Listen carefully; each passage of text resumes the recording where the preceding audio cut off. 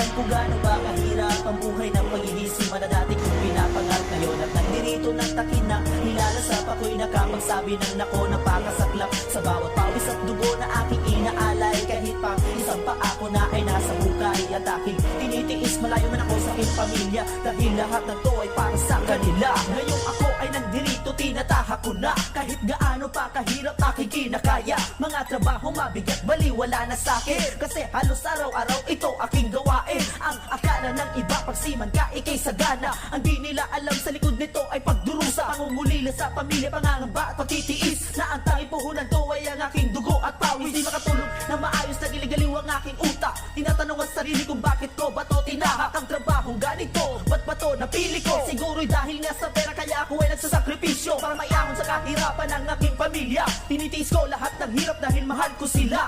Sana lang mga pangarap ko'y aking makamtan na balang araw si Yongas ay maging kapitan. Marami ang may di alam kung gaano ba kahirap ang buhay ng pag-iisip na dati kong pinapangarap ngayon. At nandirito ng takin na nilalasap ako'y nakapagsabi ng nako napakasaklap sa bawat pawis at dugo na aking inaalay. Kahit pa isang pa ako na ay nasa hukay at aking tinitiis, malayo man ako sa aking pamilya dahil lahat ng to ay para sa kanila. Marami ang may di alam kung gaano ba kahirap ang buhay ng pag-iisip na dati kong pinapangarap ngayon. At nandirito ng takin na nilalasap ako'y nakapagsabi ng nako napakasaklap sa bawat pawis at dugo na aking inaalay. Kahit pa isang pa ako na ay nasa hukay at aking tinitiis, malayo man ako sa aking pamilya dahil lahat ng to ay para sa kanila.